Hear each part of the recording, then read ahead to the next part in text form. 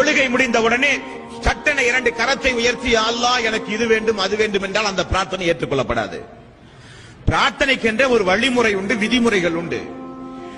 முதலில் நீங்கள் அல்லாஹுவை புகழ வேண்டும். இரண்டாவது நபிகள் நாயகம் ஸல்லல்லாஹு அலைஹி வஸல்லம் அவர்கள் மீது நீங்கள் ஸலவாத் சொல்ல வேண்டும். மூன்றாவது தான் நீங்கள் உங்களுக்காக வேண்டி துஆவே செய்ய வேண்டும். இது துஆவினுடைய முறை. எடுத்த உடனே நாம் நம்முடைய தேவைகளுக்காக வேண்டி அல்லாஹ்விடத்திலே கேட்டால் அந்த துஆ வானத்திற்கும் பூமிக்கும் இடையிலே அந்தரத்தில் தொங்கும் என்று ரசூல் ஸல்லல்லாஹு அலைஹி வஸல்லம் அவர்கள் கூறினார்கள். ஏதாவது ஒரு வார்த்தை அல்ஹம்துலில்லாஹி ரப்பில் ஆலமீன், எல்லா புகழும் யா அல்லாஹ் உனக்கே உரியது, சுப்ஹானல்லாஹ், யா அல்லாஹ் நீயே தூய்மையானவன், அல்லாஹு அக்பர், யா அல்லாஹ் நீயே பெரியவன் என்கிற ஏதாவது ஒரு வார்த்தையை சொல்லி அல்லாஹ்வை முதலிலே புகழுங்கள். இரண்டாவது நபிகள் நாயகம் ஸல்லல்லாஹு அலைஹி வஸல்லம் அவர்கள் மீது நீங்கள் ஸலவாத் சொல்லுங்கள். அல்லாஹும்ம ஸல்லி அலா முஹம்மதின் வ அலா ஆலி முஹம்மதின், அத்தஹியாத்திலே ஓதுற ஸலவாத். மூன்றாவது தான் நீங்கள்